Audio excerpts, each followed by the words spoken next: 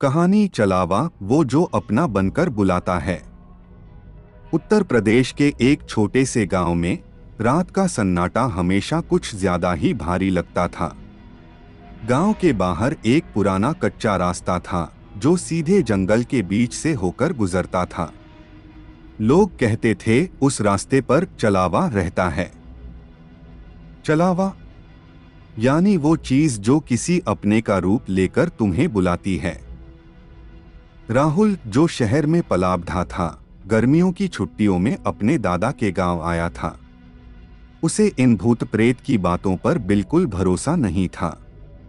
पहली ही रात खाने के बाद दादा ने उसे सख्त हिदायत दी, रात को अगर कोई भी तुम्हें बाहर से बुलाए तो दरवाजा मत खोलना, चाहे वो मैं ही क्यों न लगूं।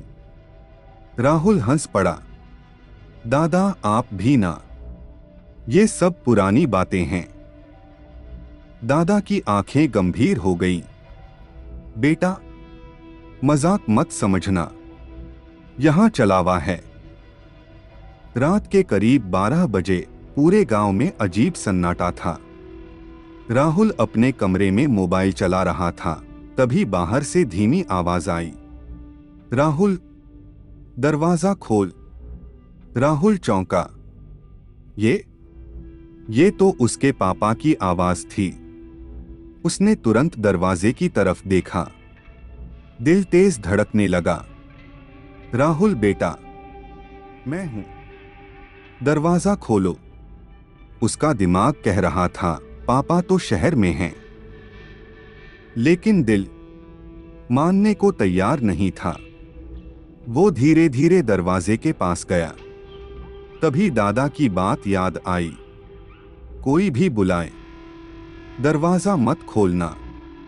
राहुल रुक गया। अगर सच में पापा हैं तो? उसने हिम्मत करके पूछा, पापा आप यहां कैसे?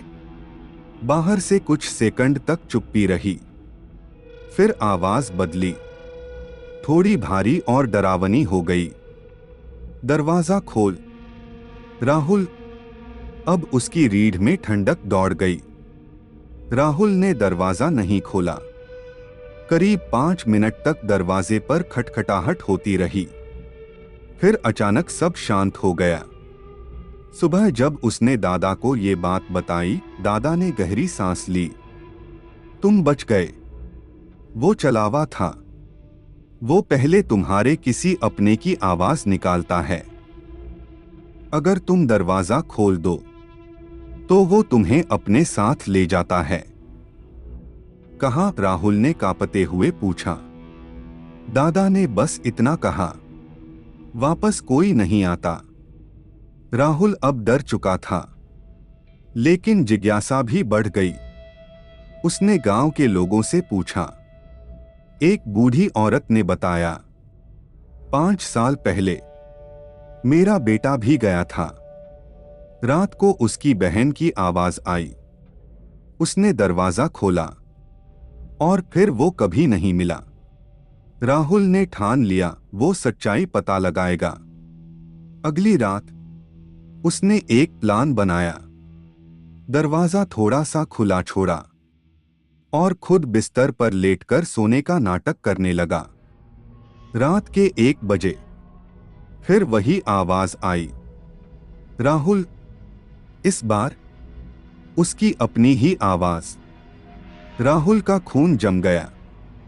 वो धीरे से उठा और दरवाजे की दरार से बाहर झांका। जो उसने देखा वो उसकी जिंदगी का सबसे भयानक पल था। बाहर वही खड़ा था, राहुल खुद, लेकिन उसकी आंखें पूरी काली थीं और चेहरा टेढ़ा मेढ़ा। वो मुस्कुरा रहा था। देख, मैं ही हूं, तू ही हूं। राहुल पीछे हट गया। अचानक वो दूसरा राहुल तेजी से दरवाजे के पास आया और बोला, बस एक बार दरवाजा खोल दे, फिर सब ठीक हो जाएगा। अब उसकी आवाज कई लोगों की आवाजों में बदल रही थी। पापा, दादा, दोस्त, सब एक साथ। राहुल डर के मारे कांप रहा था, लेकिन उसने दरवाजा नहीं खोला। अचानक दरवाजा अपने आप जोर जोर से हिलने लगा। खोल, खोल, खोल। आवाज अब गुस्से में बदल चुकी थी। पूरा घर कांपने लगा। राहुल ने हिम्मत करके जोर से चिल्लाया, तू चलावा है, तू मुझे नहीं ले जा सकता। जैसे ही उसने ये कहा, सब कुछ अचानक शांत हो गया। सुबह हुई। राहुल बाहर गया तो दरवाजे के सामने मिट्टी में अजीब निशान थे, जैसे किसी ने नाखूनों से जमीन खोदी हो। दादा ने कहा, चलावा को पहचान लिया, इसलिए वो तुझे नहीं ले जा पाया। लेकिन कहानी यहीं खत्म नहीं होती। राहुल जब शहर वापस गया, पहली ही रात अपने कमरे में सो रहा था, तभी फोन बजा। स्क्रीन पर लिखा था, अननोन नंबर। उसने उठाया। हेलो। दूसरी तरफ से आवाज आई, धीमी, ठंडी। राहुल, दरवाजा खोल। राहुल का दिल रुक गया। उसने धीरे धीरे पीछे मुड़कर देखा। उसके कमरे का दरवाजा धीरे धीरे खुद खुल रहा था, और दरवाजे के बाहर वो फिर खड़ा था, इस बार मुस्कुराते हुए। सबक जो लोग नहीं मानते। रात में अगर कोई अपने जैसा लगे, तुरंत भरोसा मत करो। चलावा हमेशा तुम्हारे सबसे करीब इंसान का रूप लेता है, और एक बार अगर तुम उसके पीछे चले गए, तो वो तुम्हारी जगह ले लेता है।